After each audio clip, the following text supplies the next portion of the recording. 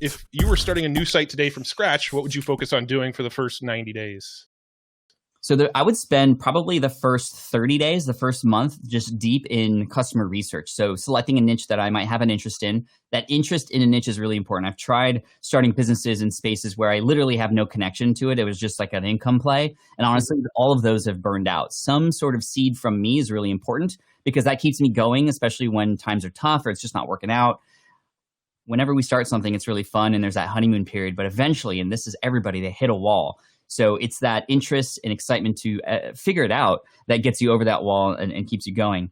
And in those first 30 days, I would select a niche market and I would do a deep dive into who's in that space already, what is serving that audience, what is missing, find out sort of the positioning that I could come in with.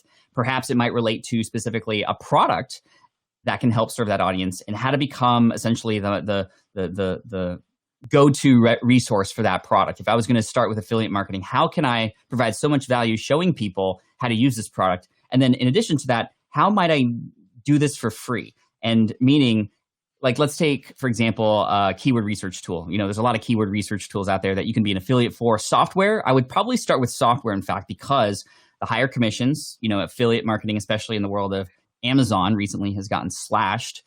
So I would start with a software product that I could master and get to know and almost become sort of a representative of that company. And then oftentimes they have recurring commissions too. So you could start to stack every single month. You know, there's recurring commissions that come in. But I would go in there and create demo videos. I would show it off. I would show people how easy it is to use.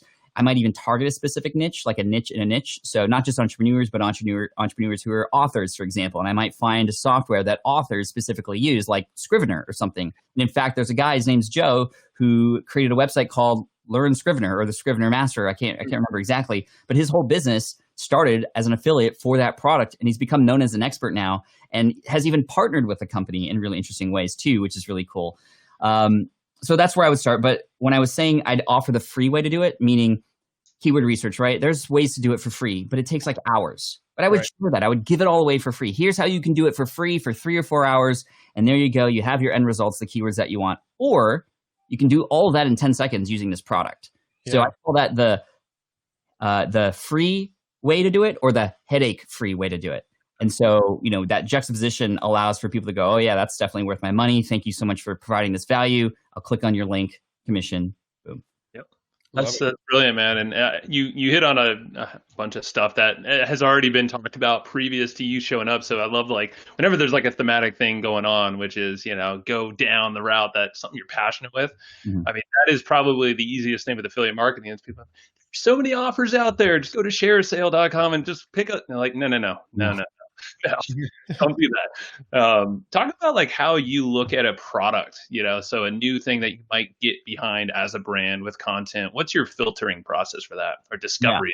Yeah. I definitely need a filtering process, especially now as the brand has continued to grow, like literally 5 or 6 messages a day from different companies wanting to get in front of me. So I have to put a filter on, or else something will happen that has happened with other people that I used to follow that I don't follow anymore. And that's, they just shove all the products that come their way down your throat, and it doesn't feel good. It's obvious they don't care. It's obvious they're just trying to make money, and that's the last thing I want to do. I want people to, when I share a product with them, to go, oh my gosh, thank you so much for sharing this with me. My life is so much easier. How can I pay you back in return? Thank you. Like, I want to thank you. So it's almost like a win for everybody, right? Like, I can imagine, and that's the first filter. Like, can I imagine sharing this with my audience and getting thanked for it? Regardless of the commission. The commission is almost like a bonus on top of the idea of helping people, which does mean, in fact, sometimes I promote things that don't have an affiliate commission because it's always in service of others in the audience, which is really key. Another filtering process is I try to get access to that product or get an example of it or a prototype if it's something new, or beta access or whatever it might be. I want to experience it. I want to use it, because here's the other thing. If somebody sees me recommend a product and they go, hey, so have you used that before? And then I go, well, actually, no. Well, they're out the door now. It's so much easier when you go, yeah, I totally use it. And by the way, here's how I'd recommend you use it too. It's like, wow, you're providing value at the same time. And it just really shows, especially for people who ask you questions. One of my favorite tactics is to have as many people ask questions about the product that I'm promoting. A lot of people don't want to do that. They don't want to converse. They don't want to chat with anybody. I'm like, that's the wrong way to think about it, because if a person is asking questions, they're likely somewhat interested. And if you can answer in a way that sort of tackles all their objections, well, then you've kind of got them, you've given them value, and then you can just offer up an affiliate link being, fully disclosed about that. And it'll be a win for everybody. Like I said, a win for you because you're getting a commission, a win for your audience member because they are getting something that they very much needed, and a win for the company that you're helping to promote.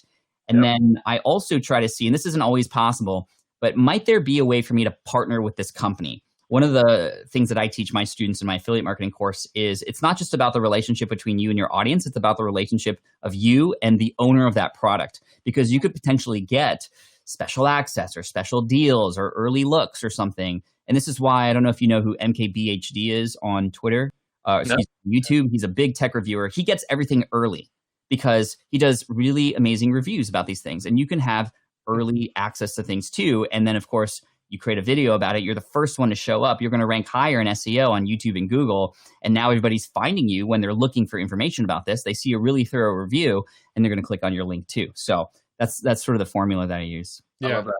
Yeah, I couldn't agree more. I think, you're sort of mirroring a lot of the philosophies that we've had around affiliate marketing. And I think anytime we've ever talked about affiliate marketing, it's hard for us to talk about it and not talk about the relationships with the product creators as well. Everybody focuses on the relationship with their audience and the people they're trying to promote too, but they never actually talk about it's just as important to have a relationship with those audiences as well.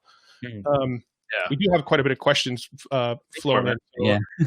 Yeah. I'll pull this one up. I like this one a lot. So Michelle asked, what were the two best audience building techniques that led to your greatest amount of brand awareness and exposure? If you can think of two. Yeah. I could think of hundreds, but the top two might likely be guest podcasting. Podcasts are huge for getting people to know you and the voice that you have, and whether it means you being on other people's shows for more exposure and new audiences, or having, for example, I love using this strategy, not necessarily for exposure, but specifically to grow my affiliate income. For example, I interviewed Nathan Barry, the founder of ConvertKit. I'm a big affiliate for ConvertKit. In fact, I'm also an advisor for the company, and I invited him on my show.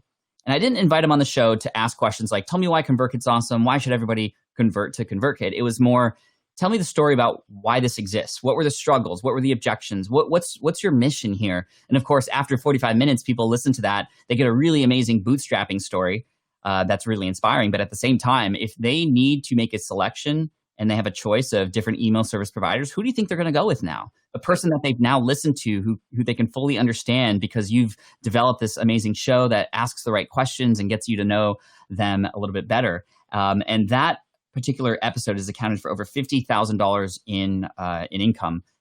It's recurring income because it's a software email service provider. But that one episode alone, inviting him on, not even talking about ConvertKit and why they should go there, but just the story behind it and bringing the founder on to build that relationship has been absolutely key. And then Seth Godin recently said that podcasting is the new blogging. So if podcasting is the new blogging, guest podcasting is the new guest blogging. And guest podcasting is absolutely huge. And it's very evergreen too. So you can get continual exposure. And the other thing that's worked really well for me are, and this relates to affiliate marketing as well, is YouTube, and specifically doing demo videos. That's like my secret sauce for a lot of my top performing affiliate offers, is literally, like I said earlier, showing people the insides of the thing that they are interested in buying and taking advantage of the free traffic that SEO can give you on YouTube. Should you create a really good looking video that people can watch for longer than the others? I love the demo video is the biggest secret. It's not as easy as just like writing a blog post and sharing images, but a demo video where you not just, it's not like here's why it's awesome. It's like, here's all you need to know about it. Here's what's good. Here's what's bad. It's a very honest approach. And as a result, you can get traffic and you can get more exposure and you can get affiliate income at the same time. Yeah, I love that. And another thing that's sort of worked well for us along those same lines too is like here's a cool tactic that you can do with this tool that most people don't know. We'll make like a video and sort of show off, hey, here's something that you can do with this tool that most people don't realize you can do with this tool. You put that video out there. Anybody that already has the tool is like, oh, cool, this is amazing value. Anybody who doesn't have the tool watches that video and goes, I should get this tool because I want to try that. So yeah, exactly.